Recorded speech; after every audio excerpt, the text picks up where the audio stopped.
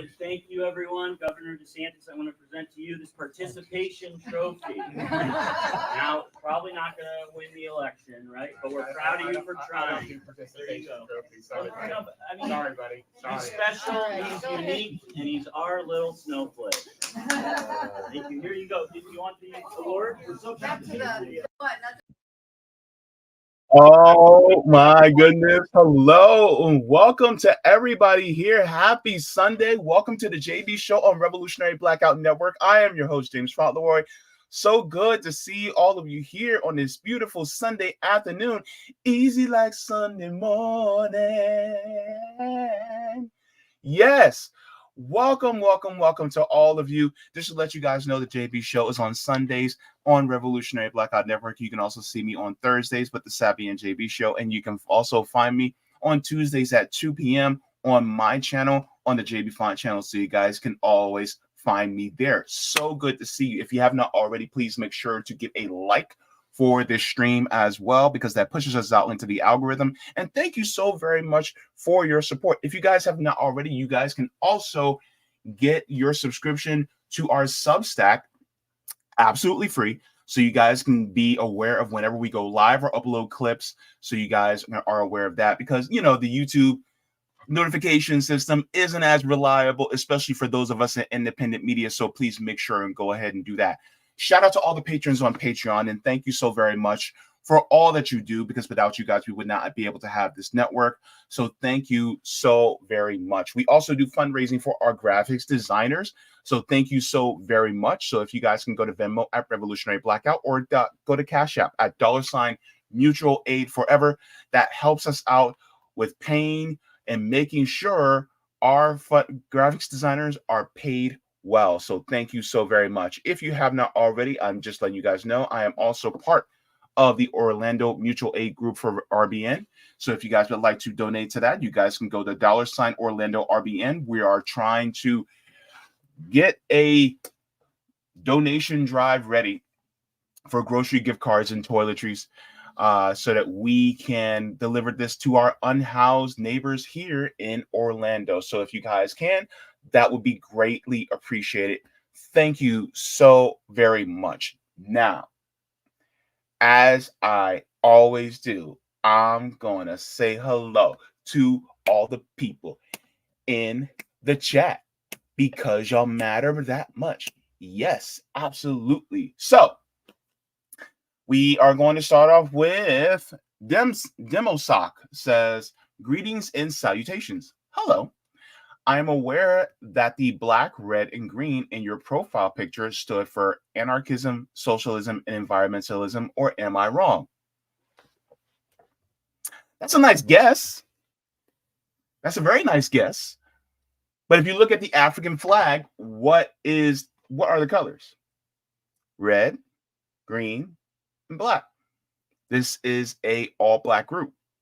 And so with that being said, it is more of the colors of typically African country flags. So that's how it is. But that is also a very nice guess. So thank you very much. Because, I'm cool with anarchists. I'm a communist, so I'm definitely cool with socialists. And I deeply care about the environment. So thank you so very much.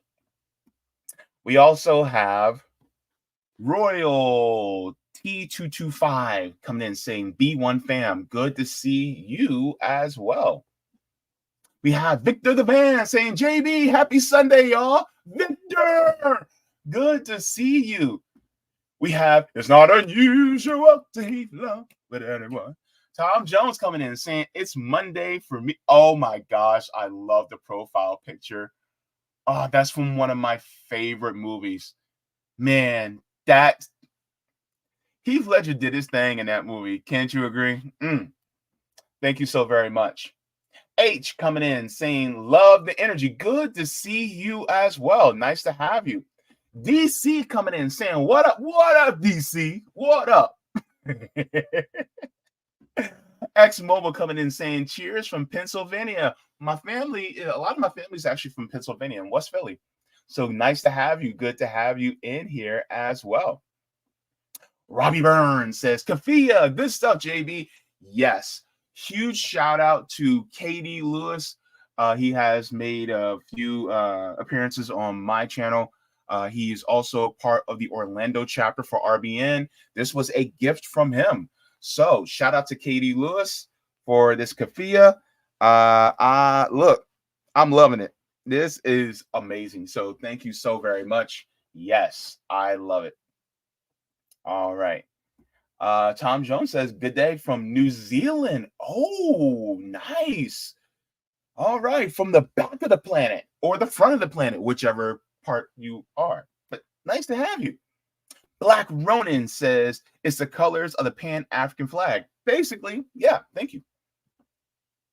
Radical Nation says, good to be here in West Philly seeing you. Good to see you as well in West Philadelphia.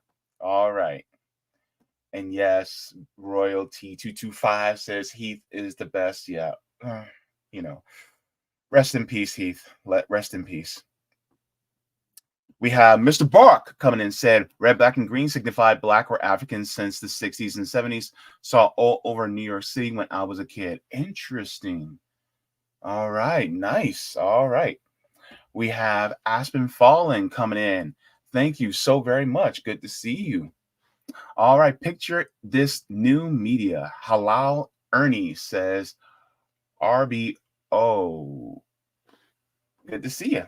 All right, nice to have you in here as well. So, what are we going to be talking about today? Well, as you guys have seen in the title, Central Florida law enforcement says just comply, and then Citibank kicks 20,000 workers.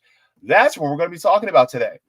Because there is massive layoffs in Citibank and other companies, which we'll be getting into. And then here in Orlando, the city where I live in, as AKA the City Beautiful, law enforcement saying, y'all just need to comply. That's your problem. Your problem is you don't comply enough. Your problem is you don't know that you have a problem. That's basically what they're saying. Unfortunately, there's some things that they just don't get.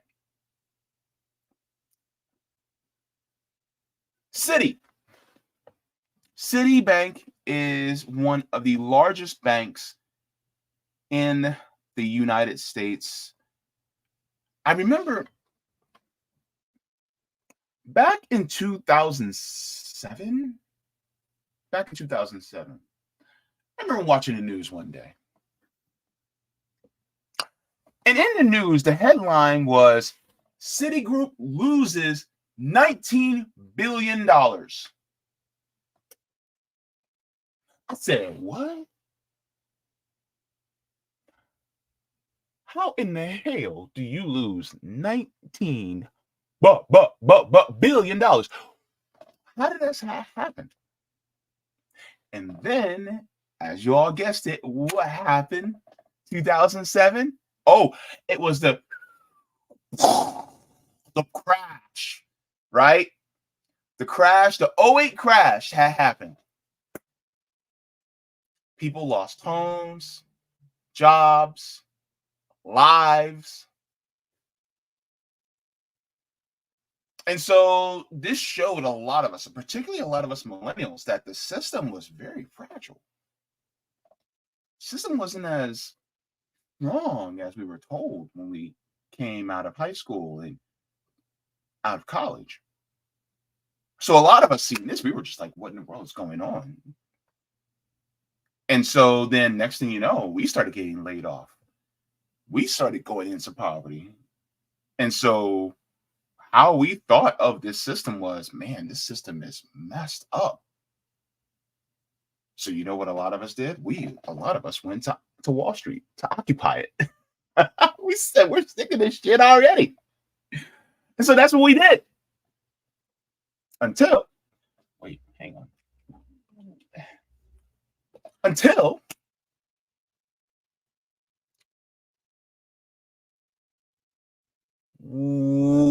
got to a point where it got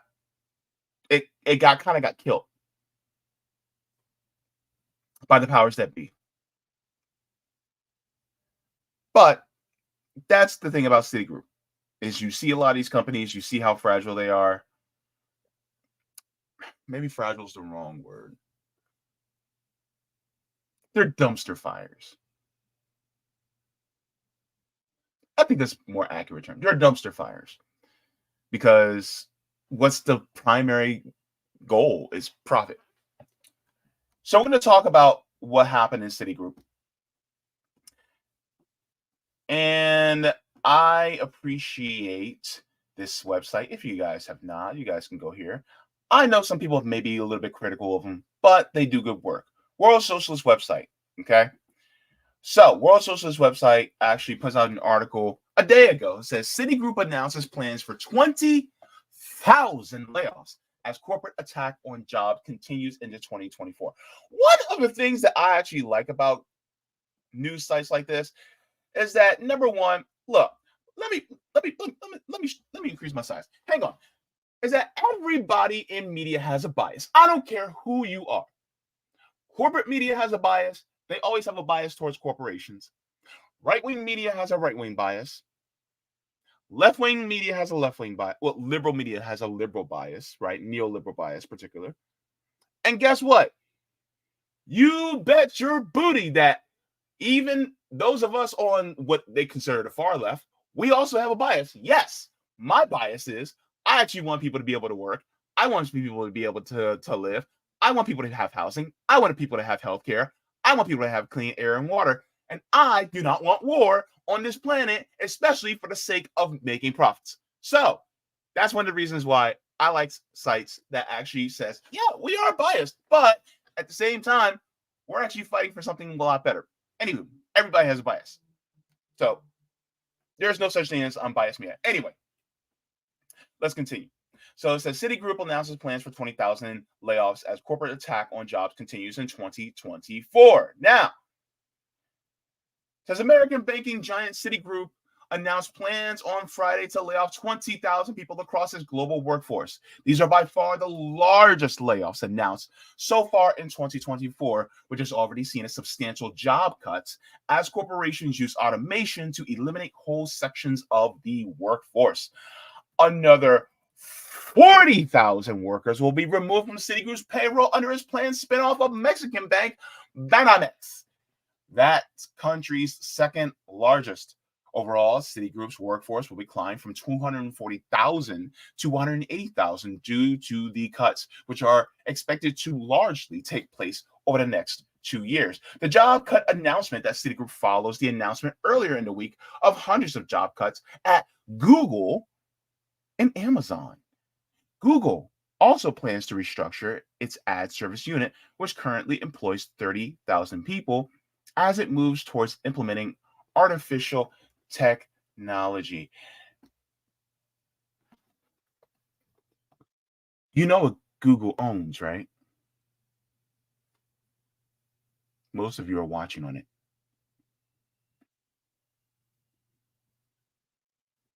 Could this be negative for channels like ours and many other independent media? Because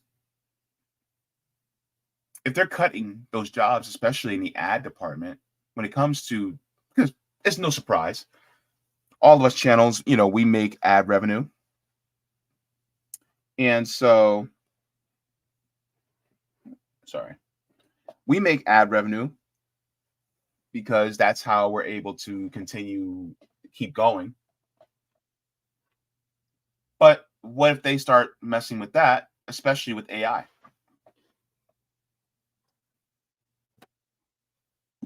I mean, this is why it's important to support social media, independent media.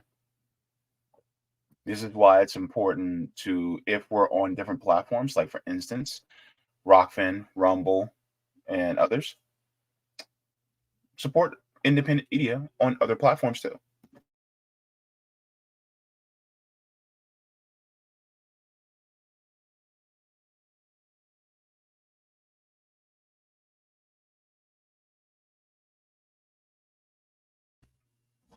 Apologies, got the sniffles. It's cold out, y'all. But yes, let's continue.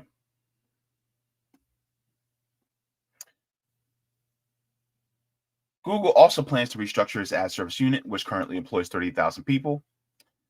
Now, video game engine maker Unity has also announced 1,800 layoffs, about 1/4 of its workforce. And the SAG-AFTRA Actors Union has announced a new contract allowing for AI voice acting in the video games industry, threatening to eliminate significant amounts of voice work. Say what?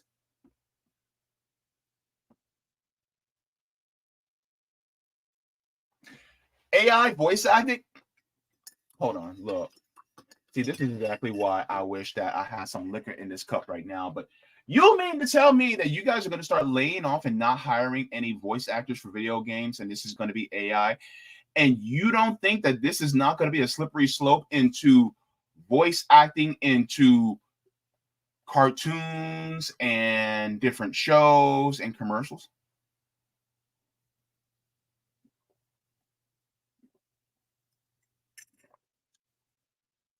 Reminder, SAG-AFTRA is a union. They're a union, y'all.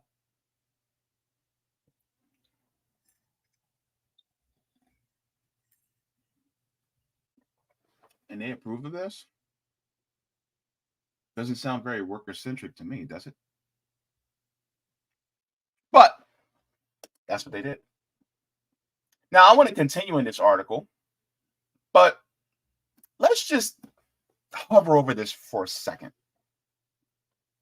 in regards to SAG-AFTRA actually announcing that, oh yeah, we're going to be cool with video game companies using AI voiceover actors or acting in place of actual human beings. Let me share something with y'all.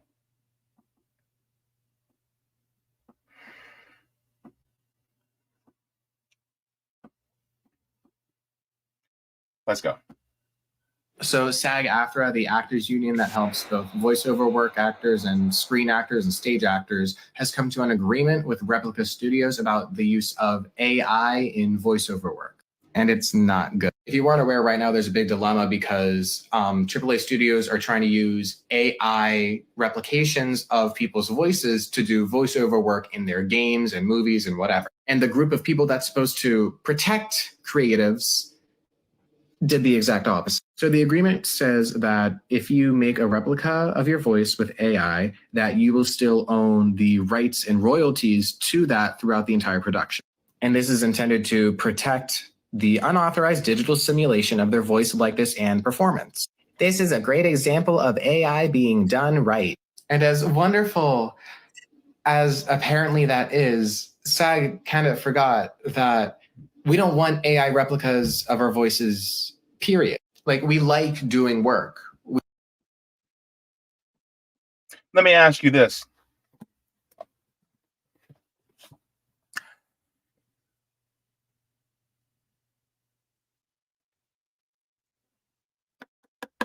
Do you think somebody like Taylor Swift or Beyonce will be on board for this?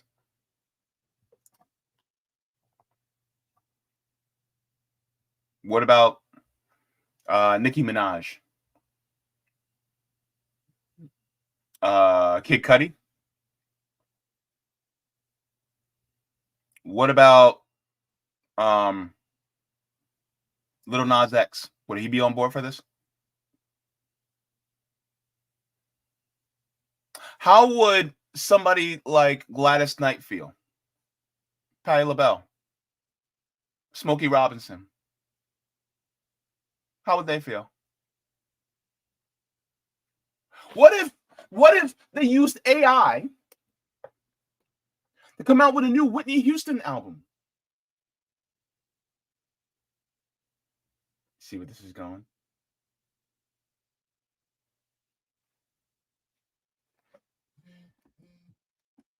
Let's just continue. This is crazy.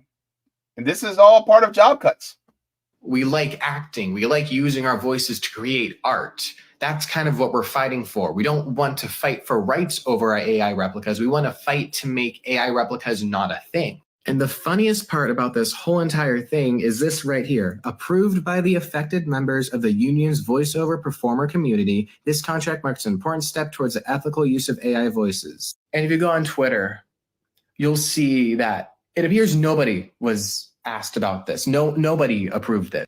It's cut off, but this is Steve Blum, a very renowned and prominent video game voice actor, saying nobody in our community approved this that I know of. Like, what the fuck are you doing? I will say the one good thing that this article brought up is that performers have the opportunity to opt out of its continued use in new works. I do think that is a good precaution to have. But again, the overall goal is to not have AI replicas of our voices at all whatsoever. We don't want that. So yeah, people are kind of peeved off about that, and now you know why. AI art sucks. Destroy it, kill it, don't do it. It steals the hard work and skills of actually talented people who have put in the work to become what they are. So this is part of the issue of automation, which is also part of the driving force behind job cuts. Now, let's get back to the article, because this is also going to be a running theme that you guys are going to see throughout this article that I want to share with you guys. So, hang on.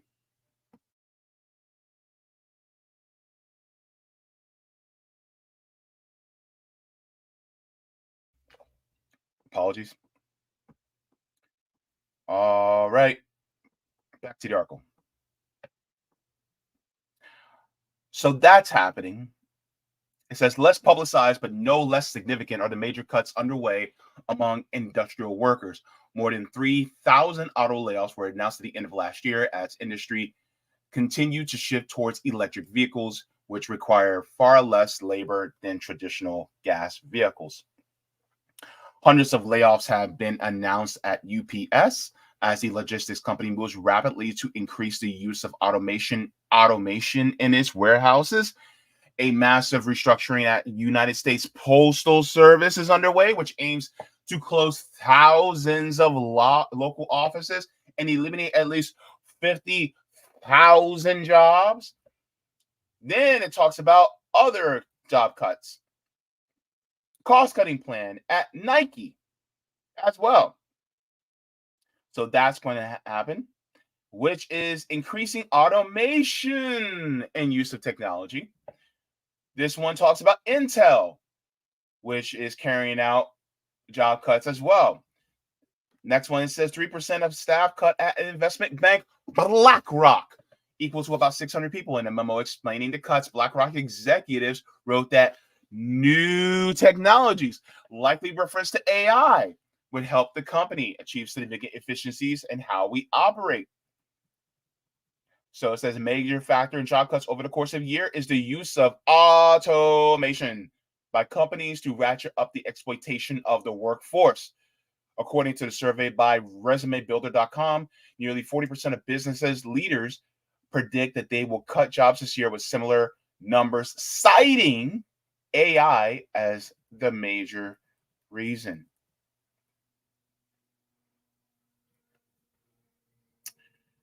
So this is massive.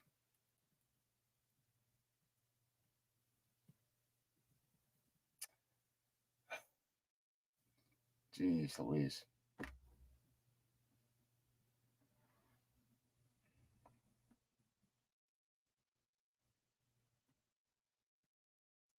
So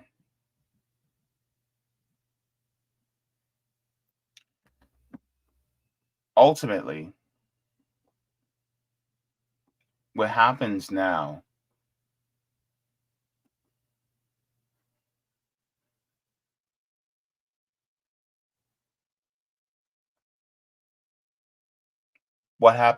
basically is that more and more people, more and more workers' lives are being threatened as we speak. by the use of automation. Is automation bad? I don't think automation is bad. Automation is a tool, and how you use it is what matters. If you use it to improve the lives of many people in order to give us more free time, while our material conditions are still cared for, okay, cool.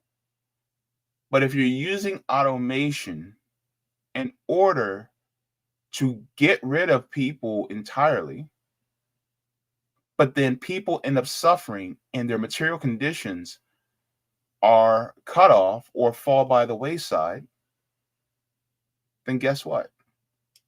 It's not going to be good. How are they supposed to survive?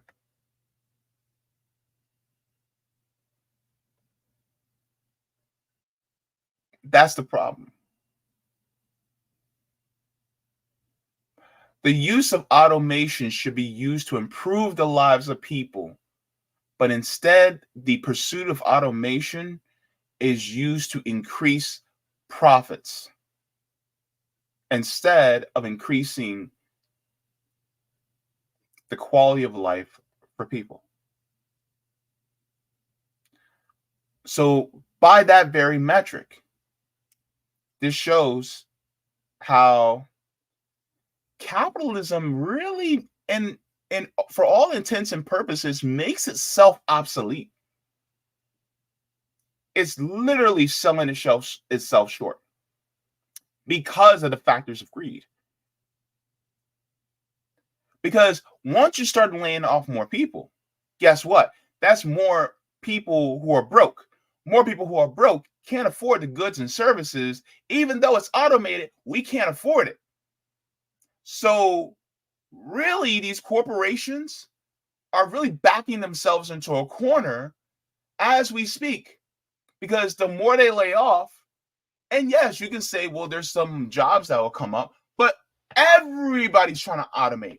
And once everything is automated, then people don't have jobs. And if people don't have jobs, then guess what? If everything's automated to do what? To service who? To provide goods for whom? Nobody. Because ain't nobody got no money for it. If you automate everything, guess what? Chicken butt. Nobody can afford it because everybody's going to be broke because there's no work for them. Oh, gosh. Says among the major banks, Citigroup is particularly vulnerable to economic downturn. The restructuring program is aimed at increasing the bank's returns to 11% over the next several years. But revenue growth may still be hard to achieve as the U.S. economy still slows, giving expense cuts the biggest ever left to pull.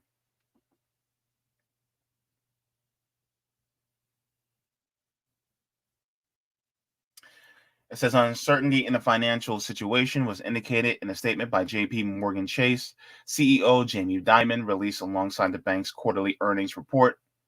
While claiming the U.S. economy continues to be resilient, Dimon immediately contradicted himself by adding that the economy is fueled by a large amounts of government deficit spending and past stimulus. He added that quantitative tightening, a reference to the higher interest rates and similar policies by the Federal Reserve and other banks, is draining over $900 billion of liquidity from the system annually. So here's my thing. All this was planned 2022, 2023. All these job cuts are wanted by the big CEOs. And I'm going to tell you why.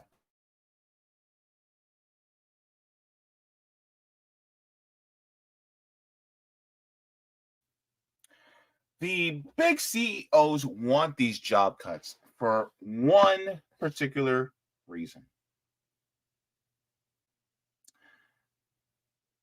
they do not want a full workforce. They do not want a full employment rate, because if everybody has a job, then that means there is less desperation, and less desperation means that you won't tolerate starvation wages as much. See, they have to artificially create a demand for jobs. So once you artificially create the demand for jobs, that means the standards of which workers are willing to accept pay is lowered, meaning we are more willing to accept starvation wages, which means that the employers don't have to pay as much for the same work. That's how they do it. So, since the corporations essentially own the government and the Federal Reserve, they'll go to the Federal Reserve and say, hey, increase interest rates. So then it makes it so that we have to lay everybody off. And then we can rehire those people at lower rates so that they can work for cheaper.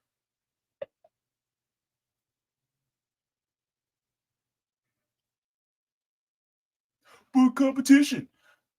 What good is competition when if the government's the referee and your team is literally controlling the referee? How is it competition? The game is fixed. The game is rigged. Therefore, and that's the thing, and that's a hallmark of capitalism. Don't come in here and tell me, oh, well, that's not capitalism, that's crony capitalism. No. Because in order for them to make more profit, they literally have to control the referee so that they can actually make more money. That's how it's rigged, because they have to own and control the levers of power. Government technically is supposed to be the referee in the middle that says, okay, you guys can make your money, but you can't cheat out the workers.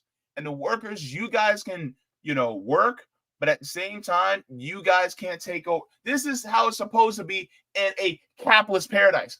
But what capitalists don't realize is that their paradise that they think that is supposed to happen is utopian. It is utopian. Because what do capitalists actually do?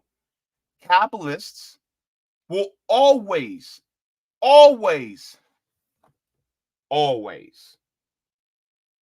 push for growth in ways that will take the levers of power. And once they have those levers of power, they will rig the system in order to make more money. That's how they operate.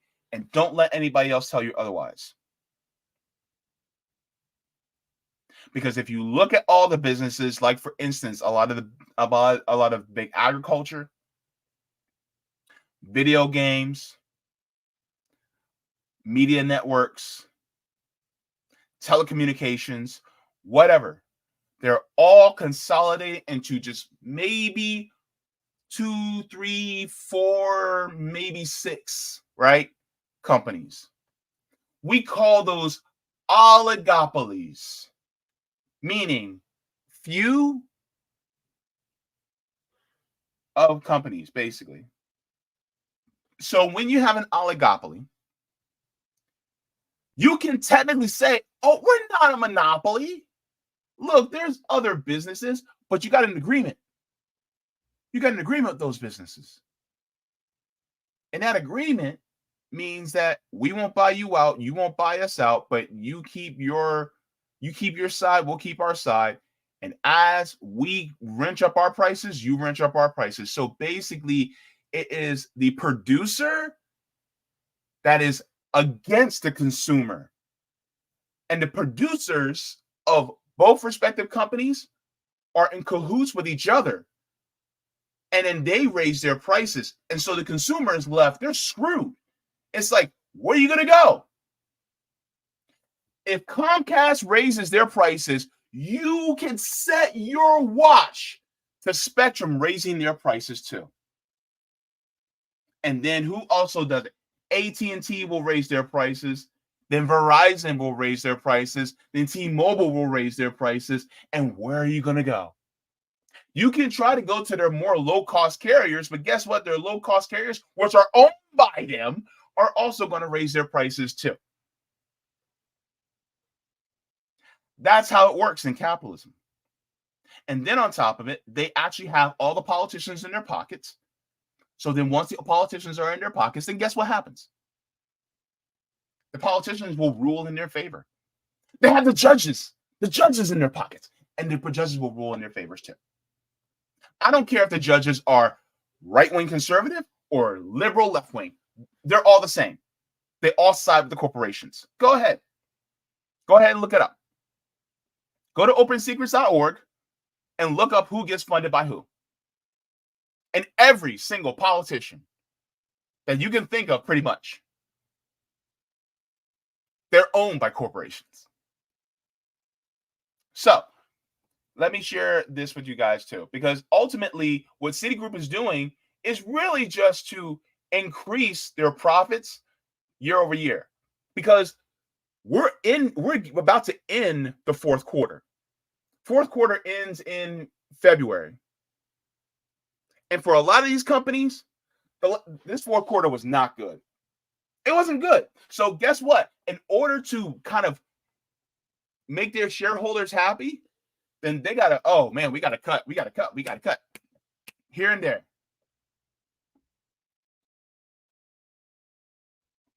So let me share this with you guys.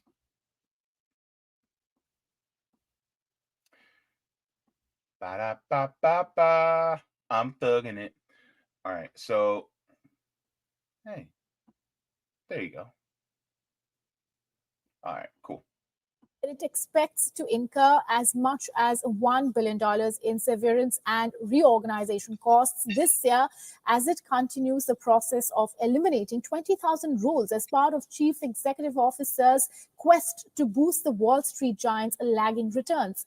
Now, the total expenses for the year will likely be between $53.5 billion and $53.8 billion. And the New York-based bank said on Friday that this would be a decrease from the $56.4 billion the firm spent in 2023. Now, the outlook for cost savings helped mask a disappointing fourth quarter when Citigroup's fixed income traders turned in their worst performance in 5 years. And the rates and currencies business was stung by a slump in client activity in the final weeks of the year. So when they say that it's poor performance, that means that there was no growth. In a capitalist system, companies have to grow year over year. I don't care if it's 0.5%, 1%, 1.5%, 1.25%. As long as there's growth, then that means it's successful. Even if everybody's still doing fine financially, if the shareholders didn't make more that year, then it failed. And what do CEOs, especially in these different executive officers, have a responsibility? They have what we call a fiduciary responsibility to their what? Shareholders. And so because they have a fiduciary responsibility to shareholders, that means that whatever means they have to take in order to increase the money in the pockets of shareholders, the ones who do not produce goods and services, the people who are just so happen to have the money in order to have to buy the capital in order to have ownership over the means of production, then guess what? They have to be made whole or happy or whatever the hell, even though it means the lives of the workers are screwed. So this means 20,000 workers are going to get cut just so the shareholders can have a little bit more money in their dividend checks. Sounds kind of messed up, don't it?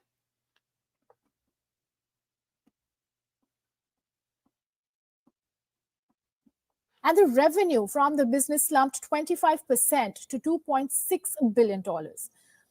Now, in September, Fraser initiated the biggest restructuring of Citigroup in decades as she seeks to improve the bank's returns. She has said that the moves will allow the bank to eliminate bureaucracy, slimming it down from 13 management layers to just 8. Now, Fraser has also said that the overhaul would help her boost a key measure of profitability known as return on tangible common equity to at least 11% by 2027 at the latest. So when they say profitability, that means we want more money to go to the shareholders. Look, I want you guys to recognize something. Profitability is never in the interest of the workers. Because once profitability goes down, what's the first cuts that go? It's workers. They don't care about you. You are a means to an end. When they talk about profitability, that means benefits for the shareholders. The shareholders are king. The shareholders are people at the top. This includes the CEO, CFO, COO, and many other different executive officers as well, because they are also shareholders within the company too. Shareholders are people who reign supreme. Any wonder why so many of us are sick and tired of capitalism and the bullshit that it spews, the conditions that it put us under?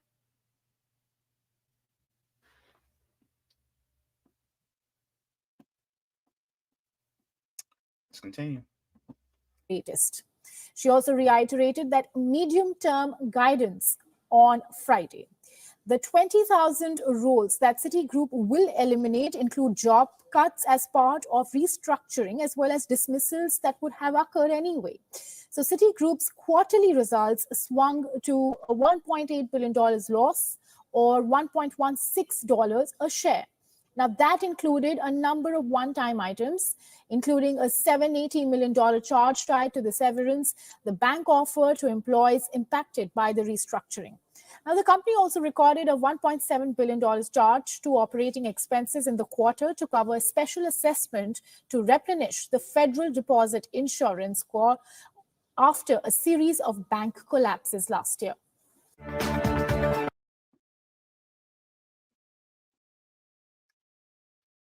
So ultimately, that is what's going on with Citigroup.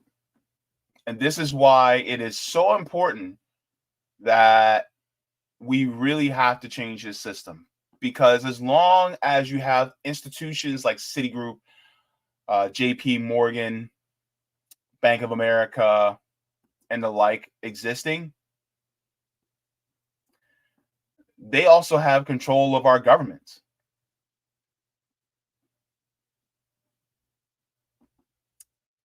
So, any wonder why people are sick and tired of being sick and tired? So that's what's going on. And I hate to see this happening to a bunch of workers, but that's the way this system operates. Screw the banks, man. You know, it's funny. A lot of times people will go, especially back in 2008, a lot of us were saying, just let the banks fail. Let them fail. Let them learn their lesson and let them fail. But people would have said, oh, but all those jobs, people need jobs. If you let the banks fail, then all those people are going to lose their jobs.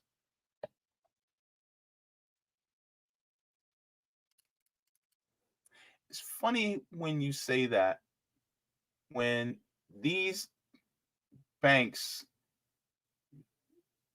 they won't even bat an eye if it means they have to cut hundreds of thousands of jobs collectively in order to keep their shares and their dividends higher. When it comes to that, oh yeah, no, they're good.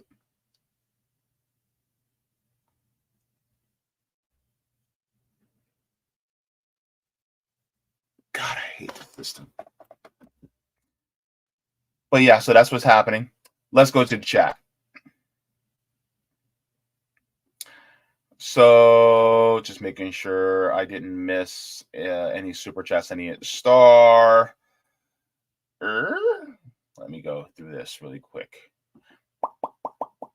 Also, I need to go through Rockfin as well. Actually, I should start off with Rockfin first. I think I'll do that because I want to make sure, because I don't want to miss anybody. Okay. Whoa, yeah. The Rockfin Dinky. Okay. Wait. Oh, let me. All right. You have some comments on the rock.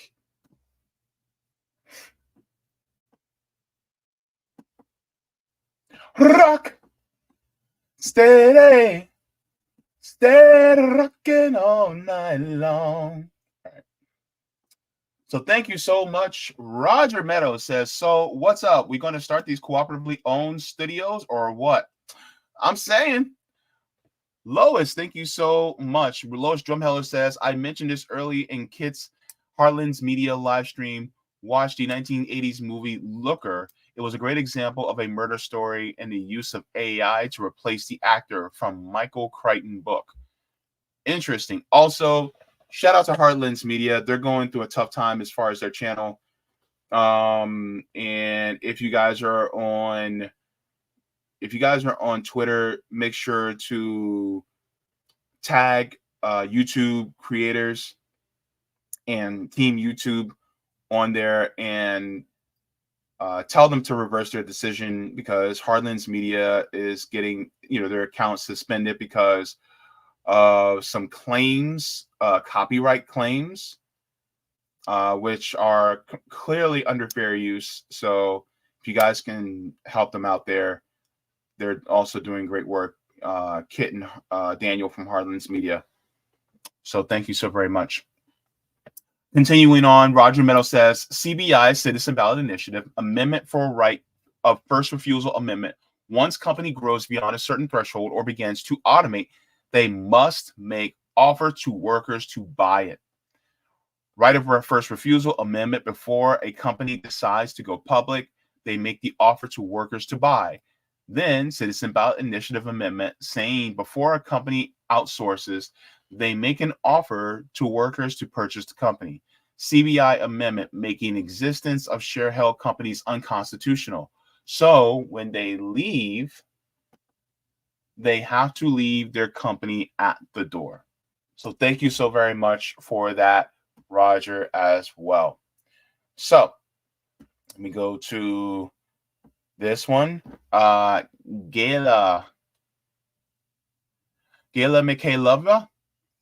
Mikhailova. Did I say it right? Sorry if I didn't.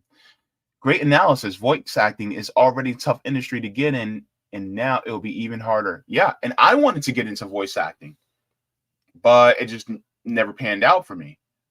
Part of it is because you need a voice coach and things like that. You need an agent, and I don't have money for stuff like that. And plus, I have a chronic illness, and I live here in Orlando, and it's kind of tough in that way.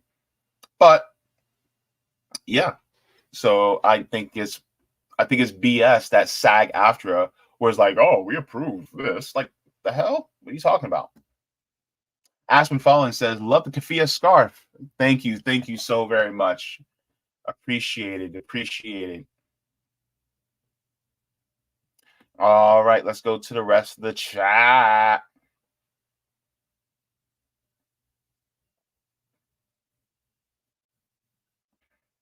Dim Sock says, that's like 60,000 people laid off. Not okay. I agree. But unfortunately, that is one of the problems, especially when it comes to these companies. It's really for the layoffs are really for the shareholders. When you think about it, it's kind of nefarious when you think about it.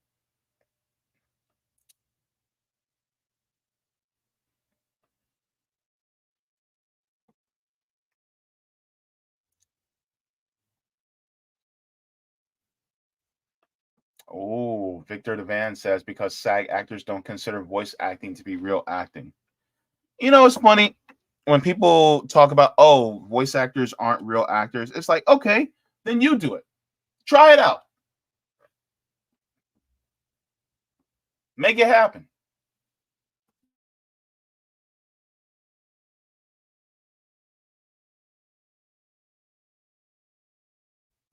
If that's the case, then what do you have to say to people like James Earl Jones or Robin Williams? Like, did y'all see Aladdin? And most of the content that Robin Williams put out as far as voice acting didn't even make it to the movie. He had so much material that they couldn't even put it all in the movie. And yet, Academy Award winning actor Robin Williams, not a real actor?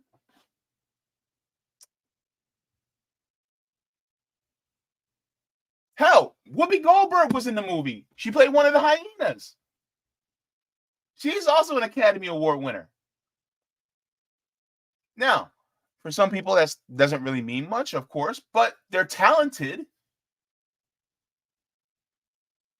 All these voice actors that do amazing work, man, don't get me started.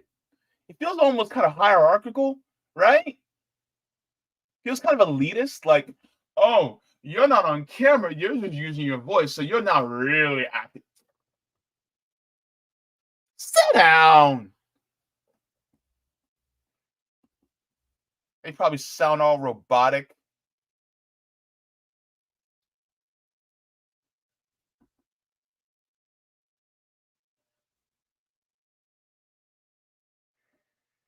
DC says FDR destroyed unions by infiltrating them with FBI agents overseen by J. Edgar Hoover. Interesting. I wouldn't be surprised.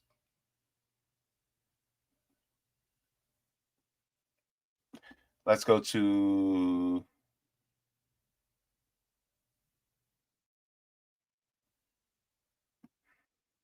Huey says, some of us have been telling y'all for about 6 or 7 years that this day was coming. AI is about to take a lot more jobs than this in a few years. I believe it. Look, let me ask you guys this. I have a feeling that this happening is actually going to radicalize a lot more people over the next 7 to 9 years. People are going to get super radicalized. And they're going to say this system needs to change. Like, it's like there's going to be a lot more of us. That it's like, y'all keep going, it's just going to grow. What do you guys think?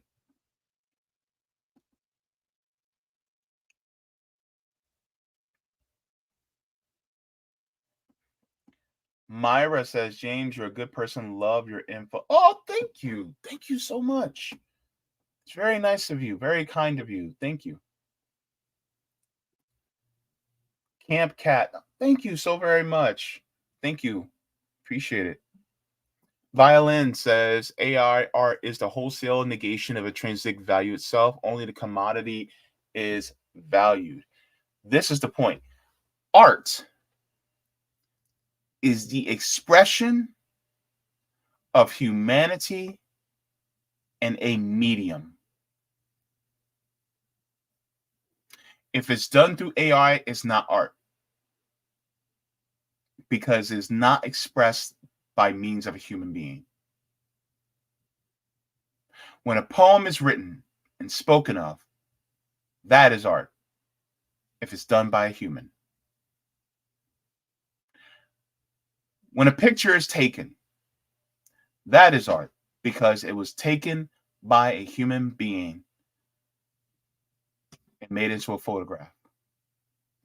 When a song is made, when it is sung by or composed by a human being, that is art because it is the expression of what they have in their heads and in their hearts and put out into a medium.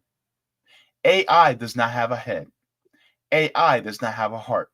So therefore, the creation of art does not happen. It's a fantasy scan.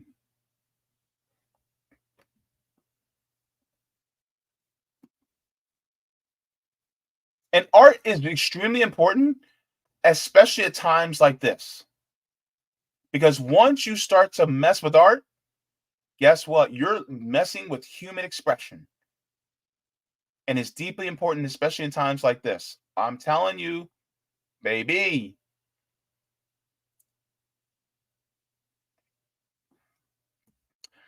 Great argument. Break Up Google says there's never been a free market.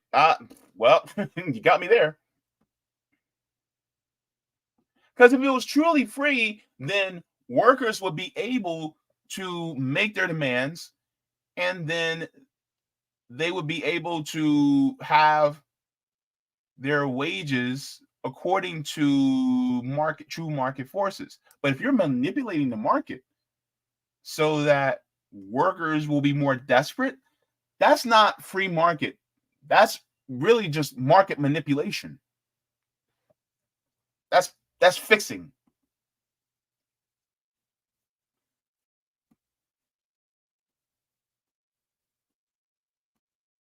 Scotty says, did you hear about the rally for Gaza in Washington, D.C. yesterday?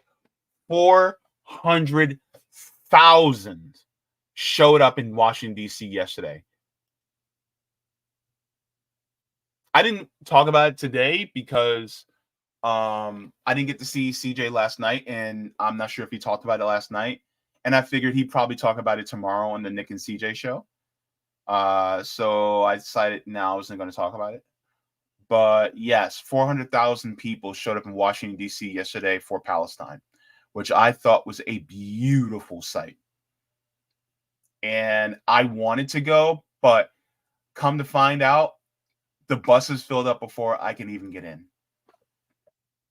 So I was going to try to be out there yesterday, and I was going to actually record and then post a show about it. But the bus filled up.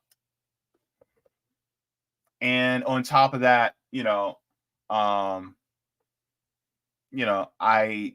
don't have, money for like hotel stay and things like that, but somebody was going to help me out with that. So, but unfortunately, that's how it goes. But even though I wasn't able to make it, I am so glad that there was tons of people who showed up. And corporate media did not show it at all. Corporate media did with that march the same thing they're doing with the ICJ court hearings. They're not showing it because they don't want people to get any ideas. Support independent media, y'all.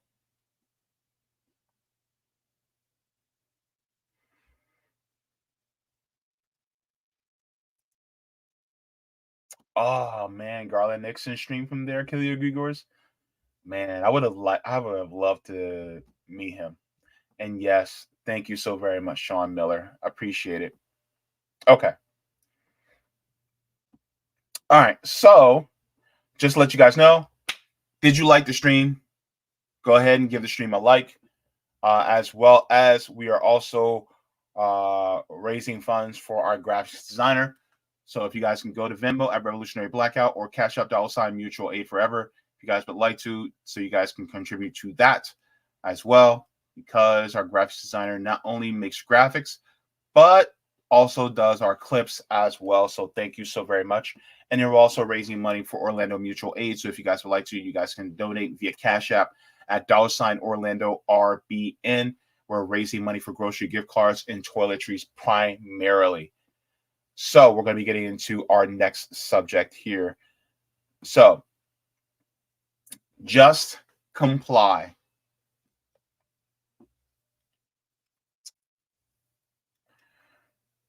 Oh boy. Police. Y'all know how I feel. It's no surprise. Y'all know how all of us at RPN feel, really. But there was an article that came out. And to me, this seems so paternalistic. I guess that's the right word. Let me just let y'all see it. This is out of the Orlando Sentinel. It says Central Florida law enforcement leaders advise public to avoid conflict with police. Now, just going off that headline,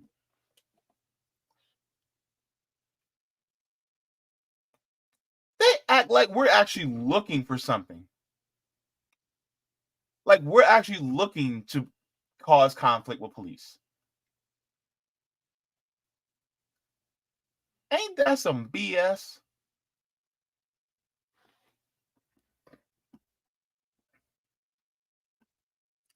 Says Thursday night event was first public forum from the new Orange Osceola State Attorney Andrew Bain. So it says in his first community forum since his controversial appointment, Orange Osceola State Attorney Andrew Bain convened law enforcement leaders in Orlando Thursday night to counsel the public on how best to interact with police.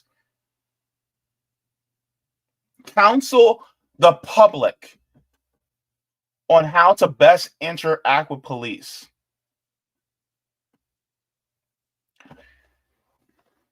Lord, these people are gonna make me have a connection up in this motherfucker. I'm just saying, because they are really about to piss me off. I'm telling you right now, because here's the thing.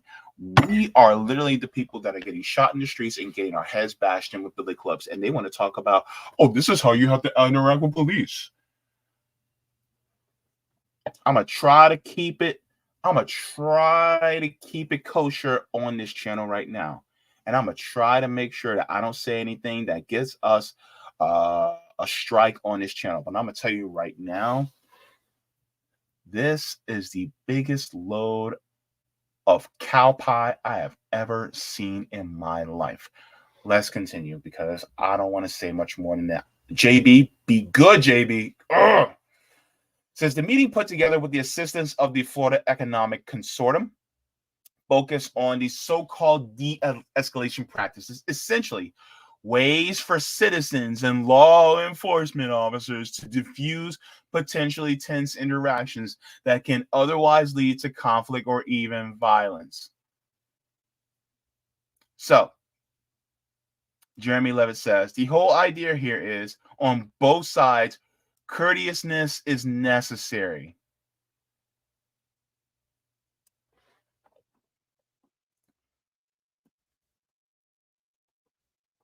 JB, keep it together, boy. Keep it together, homie.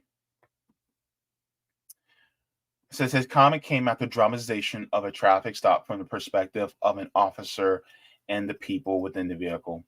Levitt says citizens need to...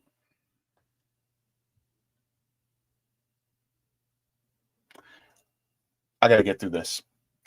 Levitt says citizens need to learn compliance and officers would benefit from better training on legal boundaries. Hang on. Learn compliance. If you just comply, then you wouldn't have to go through it. If you just allowed them to violate your constitutional rights and then just try to fight it later, even though the courts will side with them anyway, just comply.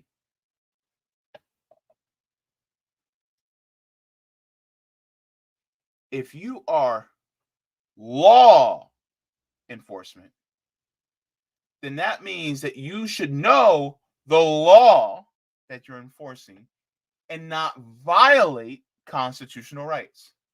But therefore, they do it day in and day out. They're not law enforcement, they're law violators. Also, let me ask this question right here. Why in the world is it incumbent upon us to be a professional when they are literally the ones with badges and guns? Why?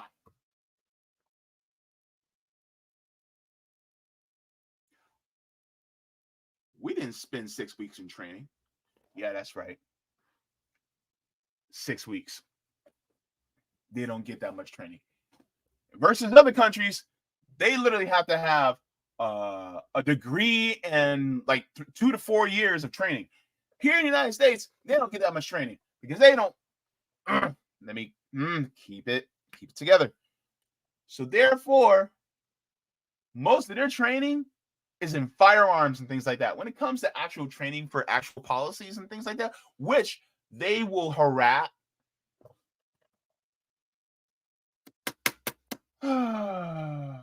which they will encounter many citizens for arrest and the like. What they will do is then they will be wrong, ruin the lives of a citizen, and then after it'll be, oh, oops, my bad, I'm sorry. But when it comes to the lives of that citizen that was ruined, whether it be through violence, jail time, or anything else, then what happens? What happens is the people whose lives get ruined, they do not get any recompense for the transgression that was done by law enforcement.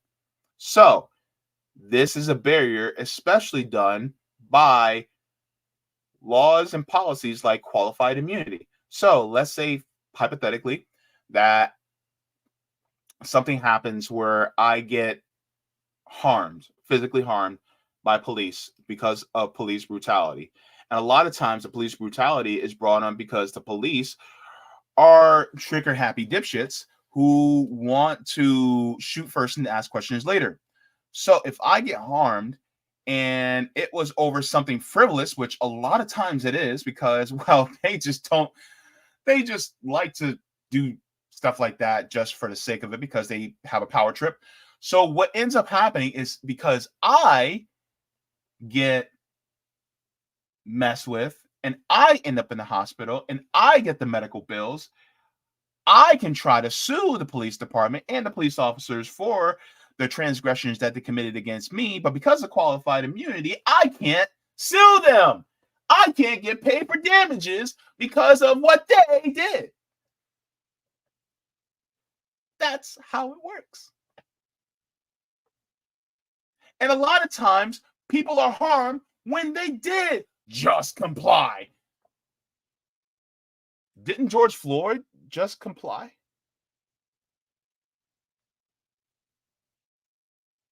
He just complied. And he died. So, let's continue. Oh, I'm about to go on a tangent here. So, quote, I don't use the term there are good cops and there are some bad cops anymore. Over the past 3 years, he says he has coached more than 1,500 kids to think of every officer as if they're a good person. What we found is that attitudinal shift makes a difference in a relation during the stop because there's nothing to grab onto. Most of the time,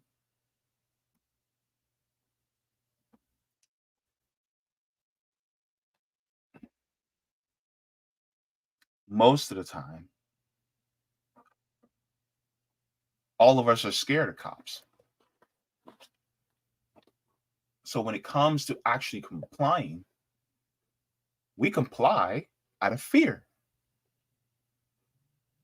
So this whole attitude shift of how you think of cops,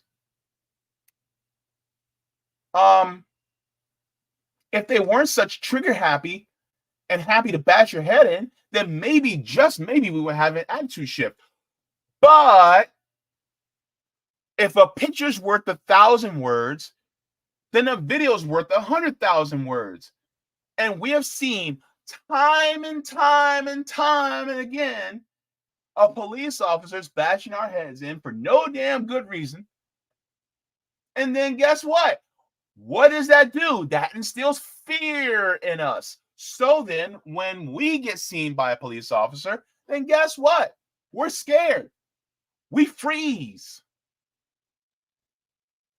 But even then,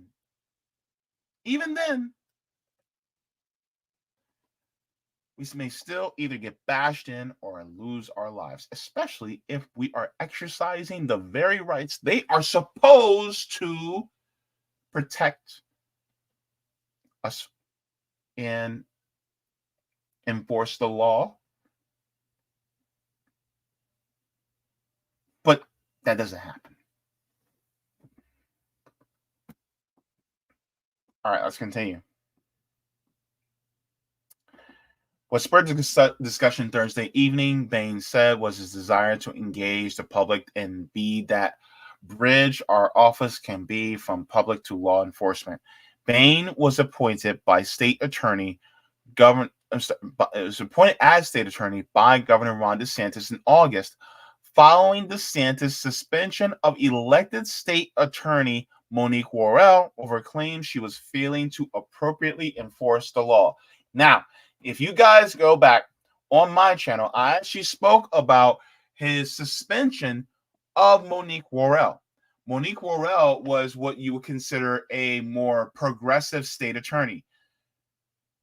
She was more in favor of not criminalizing people for like simple drug possession, homelessness, these things where there are crimes of opportunity and crimes of desperation.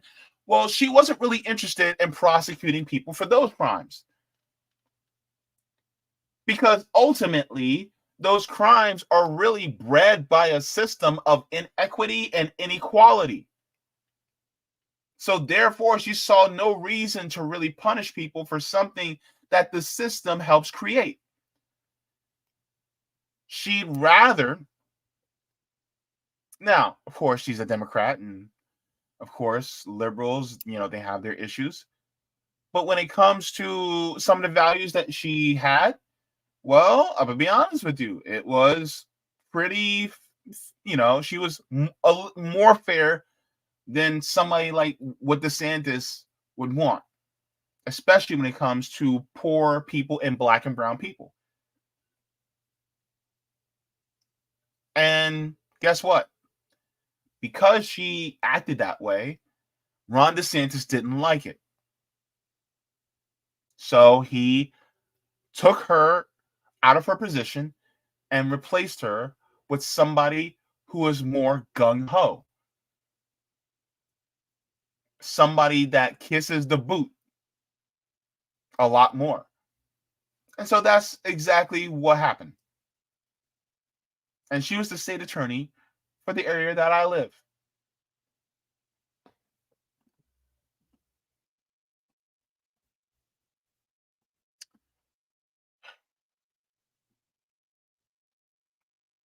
Bain denied the meeting stemmed from last week's grand jury verdict, sparing two Osceola County deputy sheriffs from prosecution for the death of Jaden Baez, a 20-year-old who was shot and killed in 2022 from driving the getaway car for two accomplices who allegedly stole about $46 worth of pizza and Pokemon cards.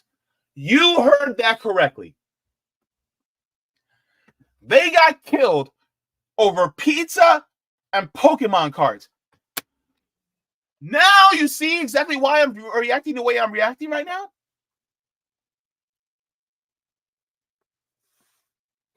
They jumped in the car and drove off with $46. There's probably only two pizza pies for that much, and some Pokemon cards.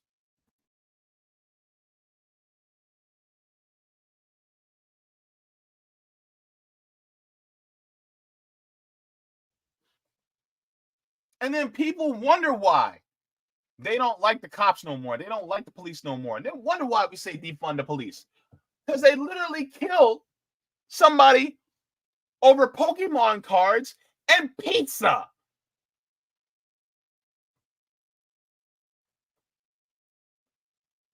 Any wonder?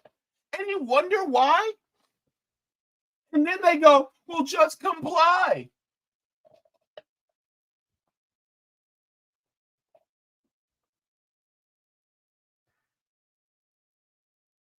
If I keep this up, my blood pressure is going to go through the roof, and next thing you know, my doctor's going to have a talk with me. Calm down, Jaybe. Oh, I tell you.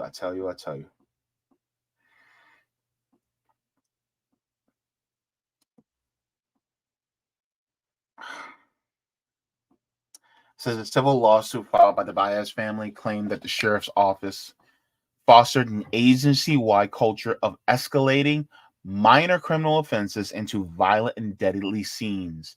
Use of force experts interviewed by the Sentinel questioned whether the officers' actions, which included surrounding Baez's car with unmarked vehicles, then shooting when Baez tried to flee, were an inappropriate response to a misdemeanor crime. When somebody is fleeing, they are no longer a danger to you. So why in the world would you use deadly force? Like I said, trigger happy. These people will sit here and think that they are in an episode of some cop show where these extremely rare cases of somebody very dangerous come along. And then in those rare instances when somebody really dangerous it does come along, guess what happens?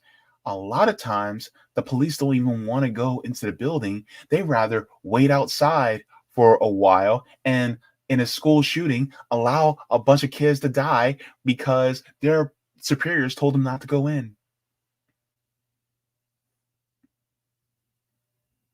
Hello, Uvalde, Texas. And yet they rather get trigger happy and shoot up a car, or shoot up somebody who was fleeing because they stole pizza and Pokemon cards. Small claims court probably wouldn't even take that case.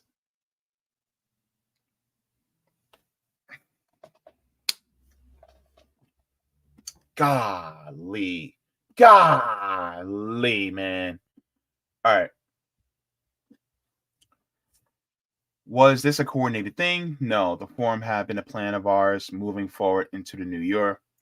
De-escalation is a life-saving tool, so we're going to build off of that conversation we had here, and we're going to make sure that we can expand this education in our public so we can have more peaceful community as a whole.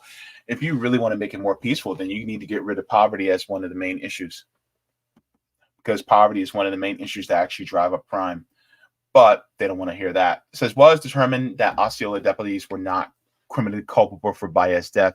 The grand jury is expected to release a final report within the next several months with recommendations for better police procedures. It's always, well, we just need to do better procedures. Gosh.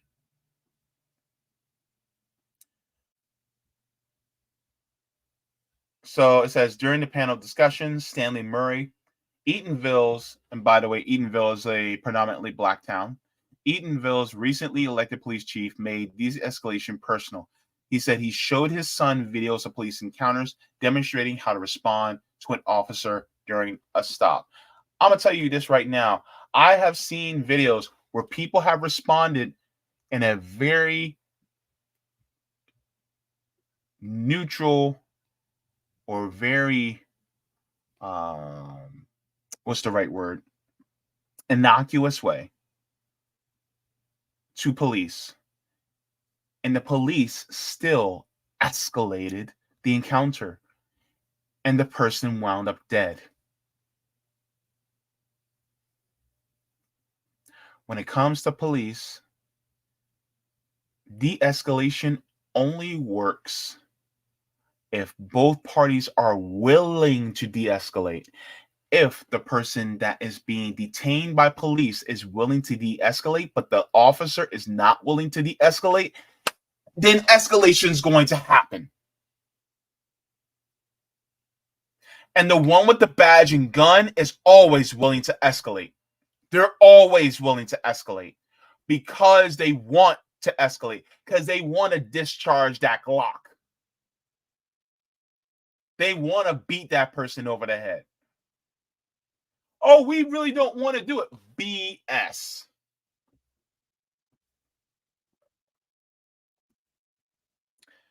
He says, even if he doesn't agree with what's being done, the goal at the end of the day is to get home. How many people died even though they did not escalate things?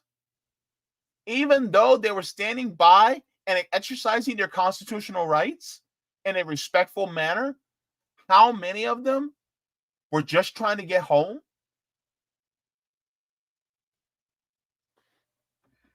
So just let your rights be violated. Just go ahead and let your rights be violated, and then go to court, and then those rights are still not going to be respected anyway.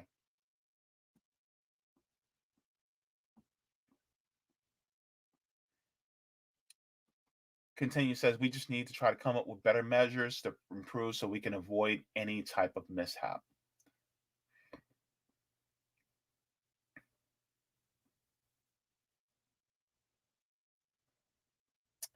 Says we're talking about a life or death situations, and that's exactly what they are anytime you are interact with anyone who has a firearm. But most of us don't have firearms, especially in the Black community. Despite popular belief, a lot of us don't have guns.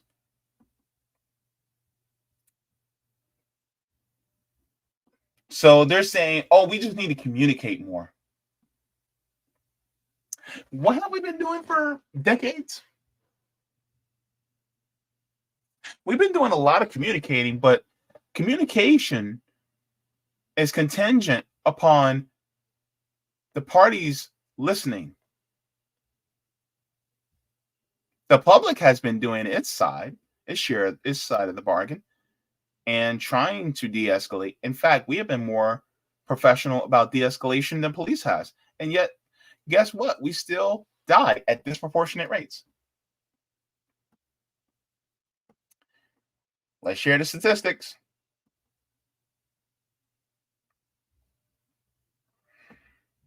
This is a wonderful site. It's called Mapping Police Violence.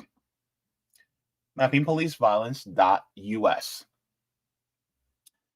So, it says police accountability tool. It says, use the data on this page to hold police chiefs and mayors accountable for ending police violence in your city. The charts below use data from 2013 to 2023 to show which police departments are most and least likely to kill people. You can also compare police departments operating in jurisdictions with similar levels of crime to show that even under similar circumstances, some police departments are much more likely to kill people than others. And after you explore this tool, click here to learn about police violence in your state. Key findings: 25% of U.S. police killings between 2013 and December of 2022 were committed by police departments of the 100 largest U.S. cities. Black people were 39% of people killed by these 100 police departments, where race has been able to be identified, despite being only 19% of the population in these jurisdictions. Only one of the 100 largest city police departments did not kill anyone from January 2013 to December 2022, which was Irvine Police Department in California. 44% of unarmed people killed by the 100 largest city police departments were Black. White people were 25% of the unarmed people killed by police in these cities. The police in Albuquerque, St. Louis, Oklahoma City, Bakersfield, and Spokane kill people at the highest rates per population among U.S. major cities. Urgent interventions are needed in these cities to stop this violence. So, I want to show this graph here. It says rate of police killings per population. This is data from January 1st, 2013 through December 31st, 2023. Here are the numbers. Who has the highest killings? St. Louis Metropolitan Police Department. St. Louis.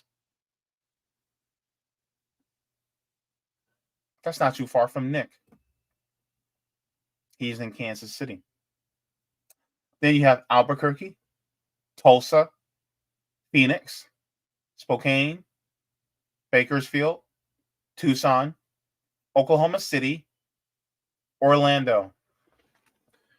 Orlando, where I live, is one of the top 10 cities for police killings, for killings by police.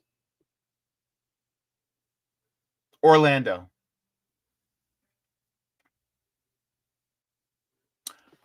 Just comply, right? And then Mesa, which is the 10th. So when it comes to this, maybe if police were more interested in protecting the lives of people rather than protecting property, or instead of protecting capital, they protected the citizens, then they will be less inclined to pull out their firearms and more inclined to de-escalate. But that doesn't happen now, does it?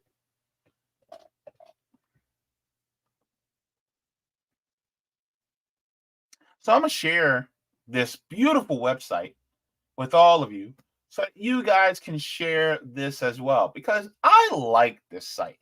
Mapping Police Violence is a great site, is a great resource tool to share with people so that they know what really going on in regards to police in our cities, especially in the United States.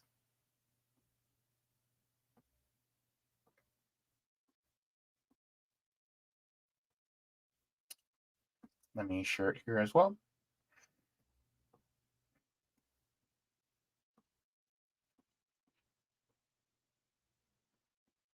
So that's why it's so important. Now,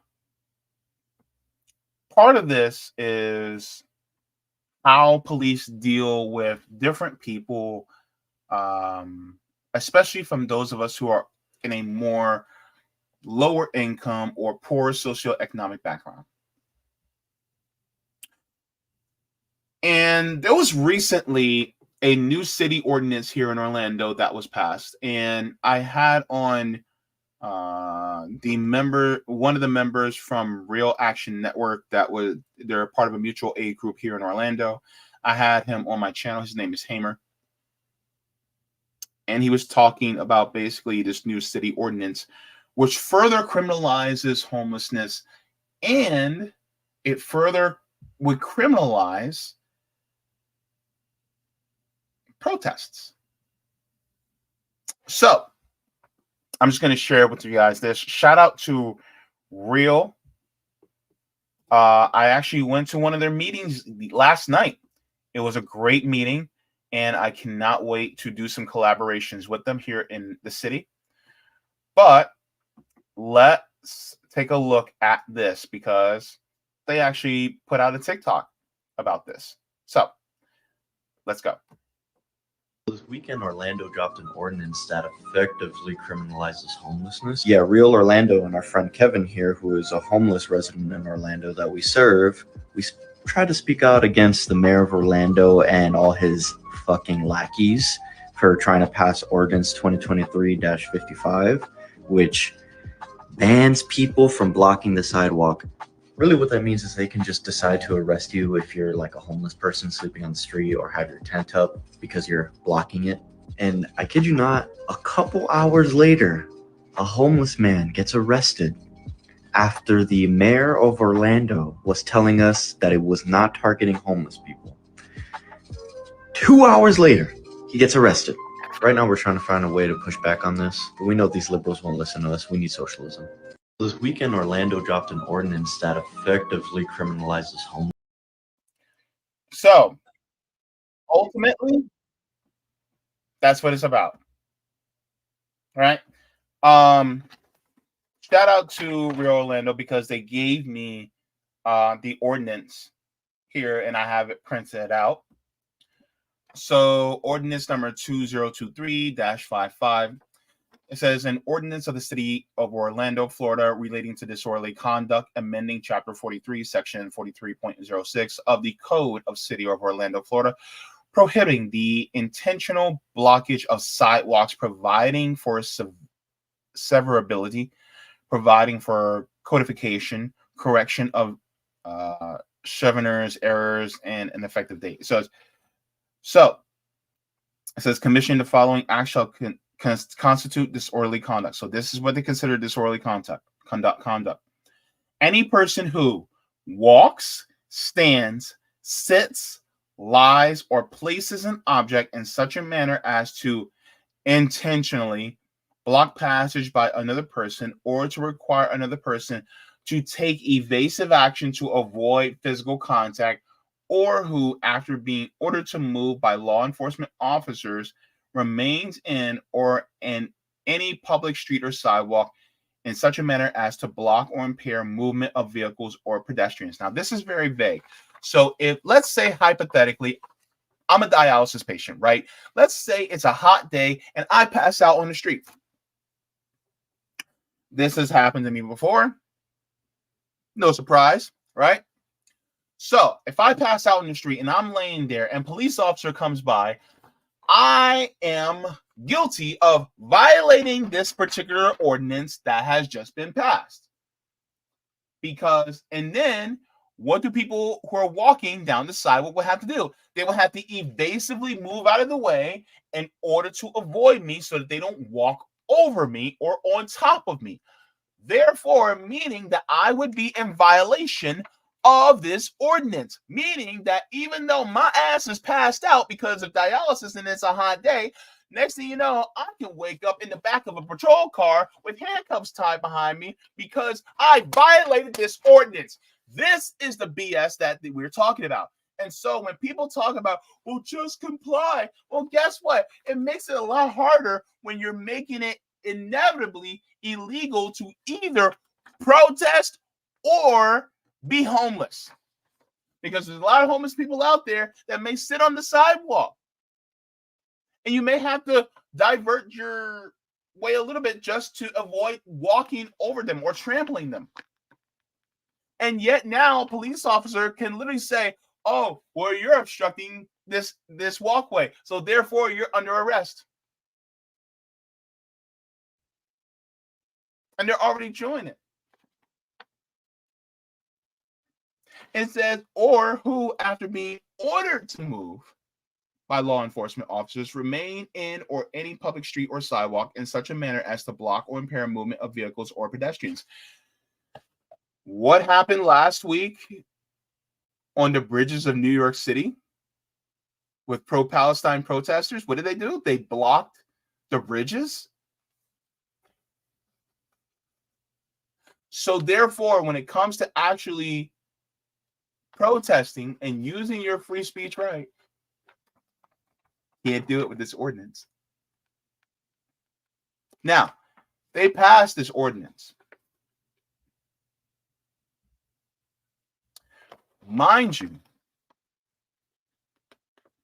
most of the city council and the mayor of Orlando are Democrats. So please don't come here and tell me, oh, we're Democrats, we actually care about poor people. No, you don't. Democrats care as much about homeless people as Republicans do. I said what I said. Why? Here's the hard proof in black and white. That's how they care about you. So I say that to say this. Keep an eye out on your city council and your city prospective cities and counties. Keep an eye out and watch what they do, because they are literally trying to criminalize homelessness and criminalize further protesting, because they ultimately do not agree with free speech, and they do not agree with providing life, liberty, and the pursuit of happiness to citizens. Because if you really wanted to end homelessness, instead of just moving them out of the way because you guys just don't want to see them because you're just unsightly, instead, why not just give them homes so they won't have to be out in the street? Oh, but you guys don't want to do that. Because to you, homelessness is a moral failing, not a systemic one. When in reality, it's a systemic one, and it's been a systemic one.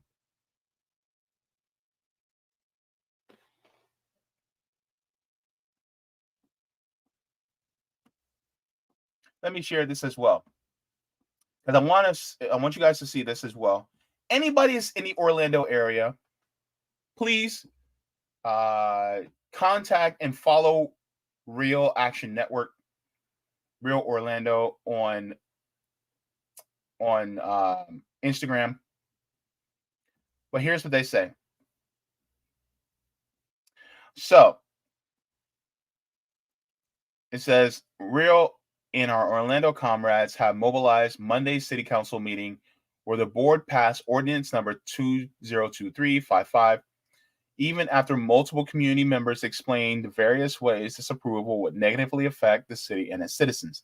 We refuse to back down and are determined to make the city listen to our calls, listen to our statements, and make amendments to this bill for the people.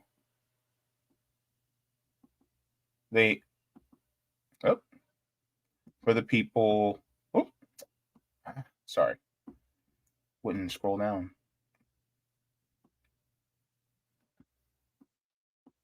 Scroll down. Oh, well. Let me just read this. It says, fellow Orlandoans, on January 8th, the city passed ordinance 2023-55, which would further criminalize homelessness and underserved community members. 2023-55 also infringes on our constitutional right to peacefully mobilize and engage in free speech. OPD, the Orlando Police Department, now has full discretion to arrest or fine $500 to anyone obstructing public spaces. Joining us in our collective action, we pressure them to our local leaders by letting them know where the constituents stand. So this is going to be a political education and letter writing campaign. So I'm going to try to have on somebody from Real and having them on. I would like to have them discuss what further they would like to do. I'm going to try to see if I can get them on the Sabby and Jaybe show this Thursday. But this is what I'm talking about. When people talk about, oh, just comply. Well, when you start to give laws like this that are vague, that give police unchecked power, then this makes it even harder to just comply. And this is why it's so important for us to fight against these things as well, so that it mitigates the damage done to our communities, so that we can truly change the system as we see fit as citizens. So, with that being said, I'm going to put the link to their Instagram page in the chat so you guys have it, and give them a follow. They're doing great work. They also have community garden, and they also do feeding of people who are unhoused as well. So they do great work out there. Shout out to Real Orlando. Let's see. All right. So I'm going to go into the chat. If you guys have not, please make sure to give the stream a like really quick. I'm going to start off with Rockfin, like before. because I do not like missing their comments. Okay.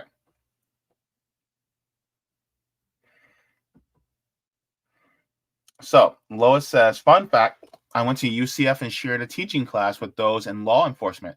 The students from law enforcement presented their how to avoid escalation of behavior zones. Orlando police, when I lived there in the 80s and 90s, required a 4-year degree. They're supposed to be smart cops.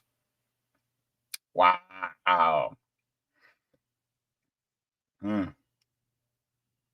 Hempcar says Lois is a cop. Everyone on Rock Band is. You can only sue if you're rich or poor. The people who work to death have to burn all their savings. Hempcar says I'm gaslighted by the cops and the left. Then they give you the heart attack drugs that mutate your genome. What in the world? I don't know what that's about.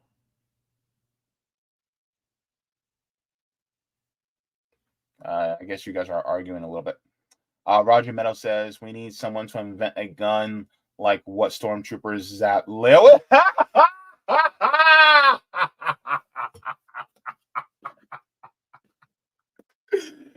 Oh my God, we need to invent a gun like what stormtroopers zapped Leia with in 1977 Star Wars movie. She temporarily lost movement in arms and legs, but wasn't harmed. Oh yeah. It's like set phasers to stun, you know? Roger says, make mandatory for law enforcement, optional for us. But understand if citizens use zap gun, we're less likely to end up in court for murder. Yeah, like just stun them.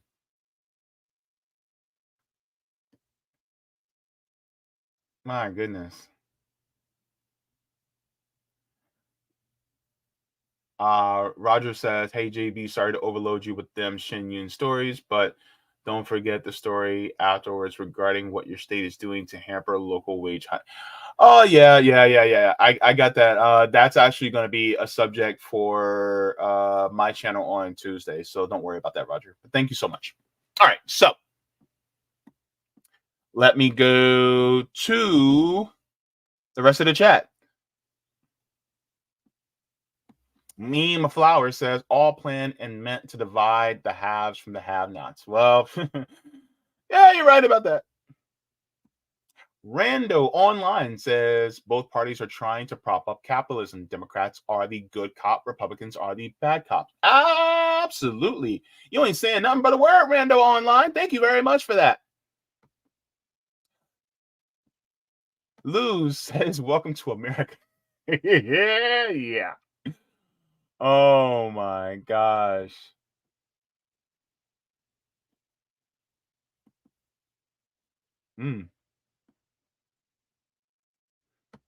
Violence says, I think the ratio was 3 empty homes per homeless person before the pandemic era of evictions. Homeless are literally subsidized real estate asset prices. Here's my thing. Oh, by the way, if we can build and house people in prisons, then we can actually house everybody. We just don't have to force them into slave labor to do it. Yeah. We already house them. We might as well just get rid of the slavery and just put them in actual good housing. And then you don't have to pay a bunch of guards to watch over them because they can just be autonomous and live their lives freely outside of bars and chains. Anywho, what do I know? Just silly socialist. Communist now. Victor Devan says, we're in the speculative stage of capitalism, which is more about profit being driven on gambling, how much something is worth. You have an abundance of used commodities that are kept from being used. Let me see who he says. Zuckerberg and his ilk understand the end is near for capitalism, hence their luxury bunkers. Otto Carnage says, abolish qualified immunity now. Sean Miller says, there's a Reddit thread that's people who build those bunkers talking about sabotage. Oh yeah. Oh yeah. Oh yeah. Bad Cookie says, is JB channeling his inner Richard Medhurst? Yes. Don't you like it? If you're good, I may start calling you Habibi. Shout out to you, Richard. Richie's a homie. Richie is the homie, man. I gotta have him back on. I love having him on. He gives great conversation and great analysis. Anywho, Marco says the city government can cap rents and prevent landlords from buying houses. They're sellouts to the capitalist class and the enemy of the people. Oh, yeah. Mm-hmm. Man, you guys are. This is why I love our stuff, our community. Brilliant people. The tunneling. Oh God. The name.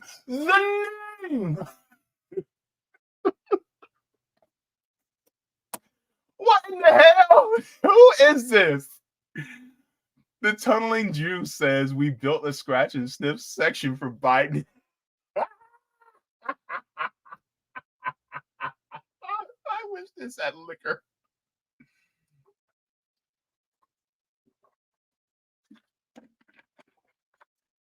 God, you guys are hilarious. Oh my God. I love this job. I love this job. Oh, you guys are brilliant. Okay. Well, let's continue. Kitty Grigor says Kit raid incoming. Look, love out there to Kit. If you're in here. All right.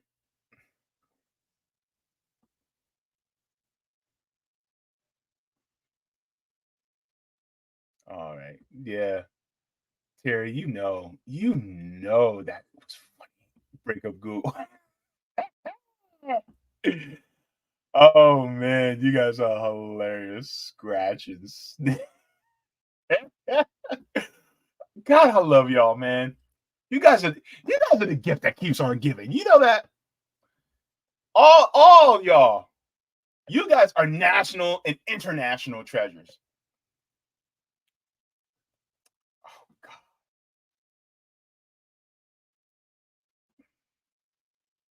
Jeez Louise. The tunneling Jew.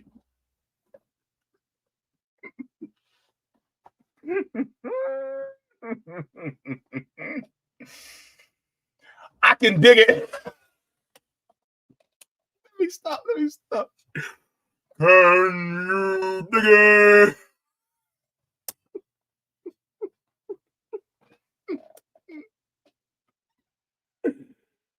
Oh my goodness. Oh my goodness. Teenage Mutant Jewish Turtle.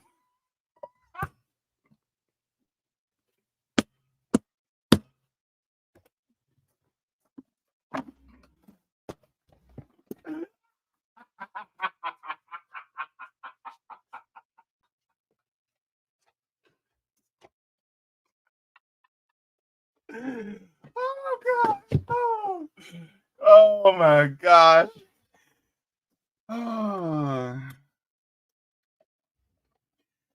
Oh, jeez. I don't know. Oh my gosh. Anywho, I gotta go. I gotta make dinner. I gotta do my reading on my channel. I got so many things to do. But look, y'all. Oh my gosh. Anywho, look, guys, be sure to tune in to the Savvy and JV show this Thursday. I think Nick and CJ are doing a special Martin Luther King Jr. stream tomorrow. So be sure to tune in to that. And then on my channel, I'll be covering a couple of news stories on my channel. So stay tuned for that. And if you guys have not, go ahead and subscribe to my channel and make sure you hit subscribe here here too. Because, that's important. Helps us push us out into the algorithm. So thank you so very much for that. And also by Sulam.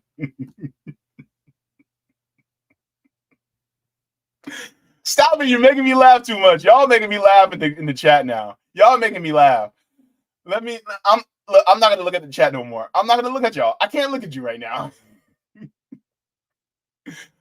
Also, we're doing fundraising for our graphics designer.